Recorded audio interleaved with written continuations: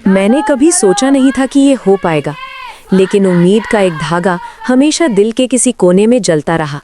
और आज वो धागा एक मजबूत रिश्ता बन चुका था। नवाब की उंगलियां अभी भी हल्का हल्का कांप रही थी जब उसने खिड़की से बाहर झांका।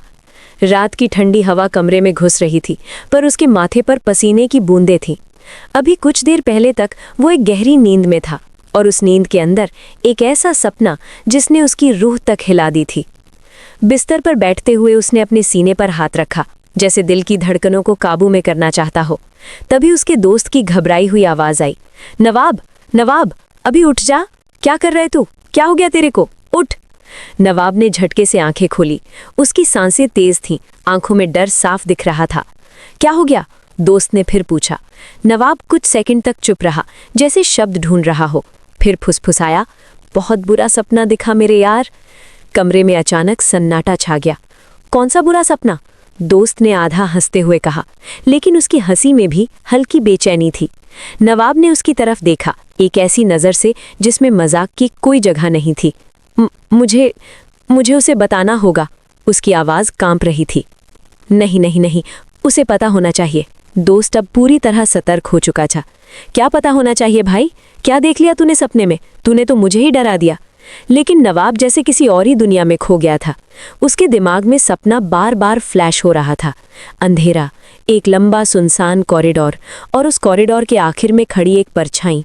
वो परछाई जिसकी शक्ल धीरे धीरे साफ हो रही थी, और जब साफ हुई तो नवाब की सांस वहीं अटक गई थी, क्योंकि वो कोई और नहीं, वही थी, वही जिससे उसने अभी कुछ घंटे पहले कहा था, अब हम साथ हैं, हमेशा के लिए। कमरे में वापस नवाब ने अपना चेहरा दोनों हाथों में छुपा लिया। दोस्त ने उसके कंधे पर हाथ रखा। देख, तू ओवरथिंक कर रहा है। सपना था बस। आज के बाद रात को सोने से पहले डरामरी पिक्चर देखना बंद, समझा? अब मूसा। वो बात पूरी भी नहीं कर पाया था कि अचानक कमरे की लाइट एक बार झपकी, फिर बंद हो गई। पूरा कमरा अंधेरे में डूब गया। दोनों कुछ सेकंड के लिए बिल्कुल चुप हो गए। फिर कहीं पास ही से धीरे धीरे किसी के कदमों की आवाज आई। ठक ठक ठक। नवाब का गला सूख गया। तूने सुना? उसने फुसफुसाते हुए पूछा। दोस्त ने हिम्मत दिखाने की कोशिश की। अरे कुछ नहीं है, शायद बाहर कोई होगा। लेकिन उसकी आवाज भी अब पहले जैसी मजबूत नहीं थी। कदमों की आवाज और करीब आ गई। अब वो बिल्कुल दरवाजे के बाहर थी, और फिर दरवाजे के नीचे से हल्की सी परछाई दिखी, जैसे कोई बाहर खड़ा हो। नवाब का दिल इतनी जोर से धड़क रहा था कि उसे लगा आवाज बाहर तक जा रही होगी। दोस्त धीरे धीरे दरवाजे की तरफ बढ़ा। कौन है? उसने ऊंची आवाज में पूछा। कोई जवाब नहीं, बस सन्नाटा। उसने हैंडल पकड़कर धीरे से दरवाजा खोला और बाहर देखा। कॉरिडोर खाली था, पूरी तरह खाली। देखा, कोई नहीं है। दोस्त ने राहत की सांस ली और पीछे मुड़ा, लेकिन जैसे ही उसकी नजर नवाब पर पड़ी, उसका चेहरा सफेद पड़ गया।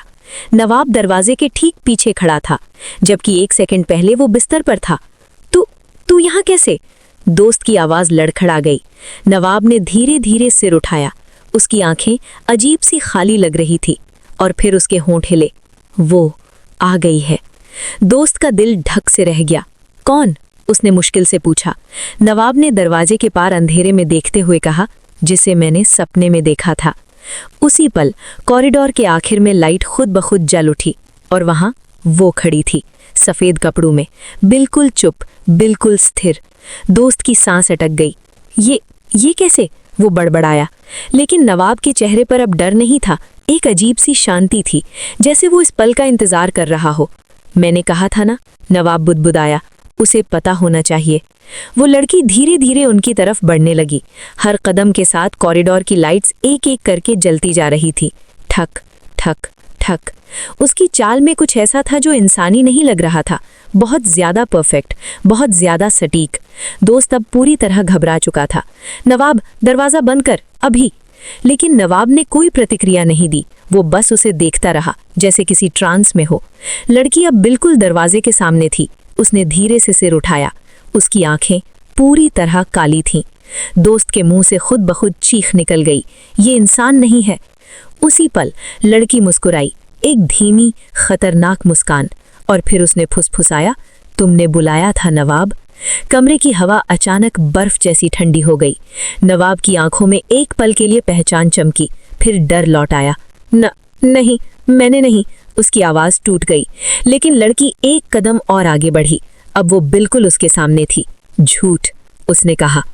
तभी पीछे रखी टेबल अपने आप जोर से गिर पड़ी। खिड़की अपने आप खुल गई। पर्दे पागलों की तरह उड़ने लगे। दोस्त अब दरवाजे की तरफ भागा, लेकिन दरवाजा अपने आप धड़ाम से बंद हो गया। कुंडी खुद ब खुद लॉक हो गई। हम फंस गए हैं, उसकी आवाज कांप रही थी। नवाब पीछे हटना चाहता था, लेकिन उसके पैर जैसे जमीन में धंस गए थे। लड़की ने अपना हाथ धीरे धीरे उसकी तरफ बढ़ाया, और जैसे ही उसकी उंगलियां नवाब के कंधे को छूने वाली थी, अचानक नवाब जोर से चीखा, रुको! पूरा कमरा एक पल को स्थिर हो गया। लड़की का हाथ हवा में रुक गया। नवाब हांफते हुए बोला, अगर तुम वही हो जो मैं सोच रहा हूं, तो मुझे सच बताओ। उसकी आवाज में डर भी था और जिद भी। लड़की की मुस्कान थोड़ी गहरी हो गई। उसने धीरे से सिर झुकाया और कहा, सच सुनने के बाद तुम कभी पहले जैसे नहीं रहोगे। कमरे में फिर सन्नाटा छा गया। घड़ी की टिक टिक अब साफ सुनाई दे रही थी। दोस्त ने कांपते हुए पूछा, नवाब, ये क्या हो रहा है? लेकिन नवाब की नजरें अब भी उसी पर टिकी थी। बोलो, उसने कहा। लड़की की काली आंखें एक पल के लिए चमकी और उसने फुसफुसाया, ये सब अभी शुरू हुआ है। और उसी पल कमरे की सारी लाइट्स एक साथ फट गई। अंधेरा, चीख और फिर सब कुछ खामोश। अगले कुछ सेकंड में जो हुआ, उसने दोनों की जिंदगी हमेशा के लिए बदल दी। क्योंकि जब लाइट वापस आई, कमरे में सिर्फ एक ही इंसान खड़ा था, और फर्श पर खून की एक पतली लकीर दरवाजे के नीचे से बाहर की तरफ जा रही थी, जैसे कोई किसी को घसीट कर ले गया हो। कहानी यही खत्म नहीं हुई थी। असल डर तो अब शुरू होने वाला था।